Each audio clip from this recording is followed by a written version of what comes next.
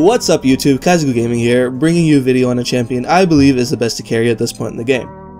If you haven't already guessed, that would be Akali. Now, before this video starts, I would like to point out that this is my opinion, which I've based off quite a few successful attempts to carry with her. On a Smurf of mine, I went from roughly Bronze 4 to Gold 3 in about a week and a half, basically just using Akali. Now, there are a couple of reasons why I personally think she is a beast at carrying games, and I'll go over them throughout the video.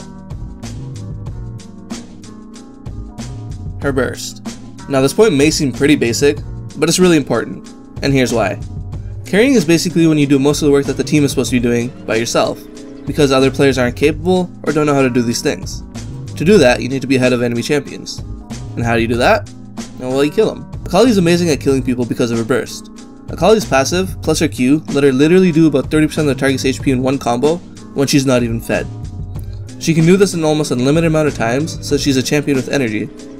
Since you generally go mid with her, there's almost no champion that can sustain that type of damage. But if you get a Gunblade, you can trade all you want and just heal back to full HP with minions. Her burst is great, but the best part about it is it's very easy to land. With your ultimate, it's very easy to proc the second hit of your Q. Simply Q, dash to your target, auto attack, or if they walk out of range, use your E. Simple as that. If they want to retaliate, just use your Shroud, and they're screwed. Her mobility. Another very important characteristic to carrying would be mobility, or more importantly, the ability to get to high priority targets like the AD carry or the AP carry. Akali's ultimate is absolutely fantastic for this. She has 3 stacks of her ultimate to start, and with every kill or assist, another stack is added. This lets you quickly burst down 2 to 3 members of their team without much retaliation even possible. Of course, this won't work as well if they have somebody like Fiddle or Blitzcrank on their team, which completely deny assassins. But most of the time, if you position yourself right, you can take out targets before anybody can even react.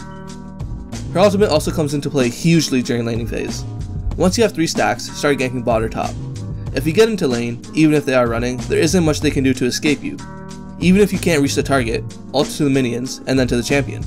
This lets you snowball really hard, while also making sure your other lanes aren't losing.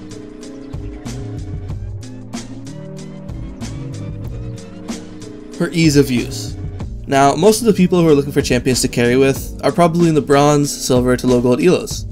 This means an easy champion will definitely yield more results than, for example, Lee Sin or Zed, who are higher skill cap champions. Akali is rather simple to learn, although a lot of the time, it comes down to clutch decisions that you can't make correctly unless you have practice with her. The concept of an easy champion itself isn't really an argument I like to make, since League of Legends is more about map awareness, objective control, teamwork and whatnot, but there's no doubt that Akali's kit allows for an easier bursting than Zed. Akali has no skill shots. Simply put, you point your mouse over your target, you push your Q, you dash, hit the Q again, shroud, run around, repeat. Akali's difficulty lies in your ability to read the situation. If you can read a situation well, you'll make the right move jumping on the right target. A lot of the time, it's not always the best idea to jump straight onto the AD carry.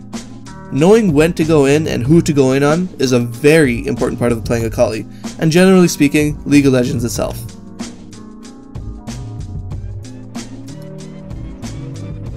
Her counters. If you want to carry, the last thing you want is to be put in a lane against a champion that counters the shit out of you, making it very hard to farm, get kills, and basically excel in lane. Which makes it really hard to carry since you'll be behind. The thing about Akali though, is that there's not that many counters for her in the mid lane. The only real counter for Akali I've ever come across is Annie, simply because her ranged auto attack and low cooldown Q plus stun make her a very annoying lane bully. Once you're both 6, Annie is still insanely annoying, because even if you dash to her and use your Shroud, she can still ult and use her E through your Shroud, which will both hit you and allow her to burst you down.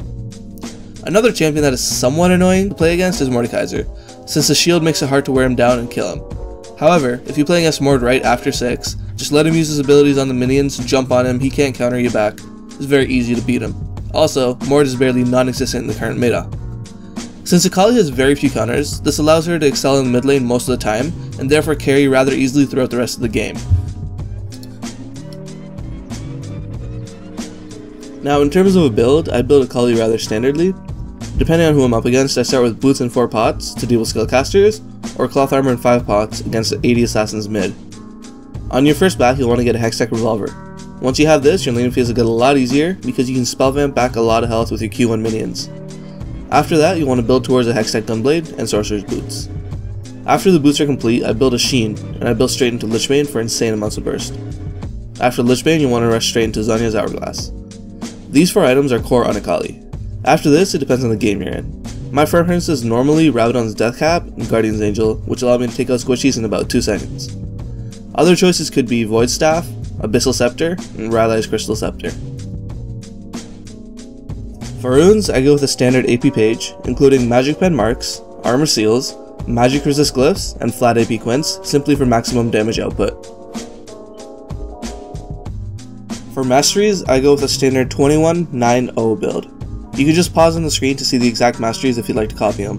Anyways guys, that's it for this video. If this helped you out, give the video a like and subscribe for more content. If there's any questions you have about Akali, or would you like me to do a live gameplay with Akali, let me know, and I'll definitely get that up for you guys. Thanks.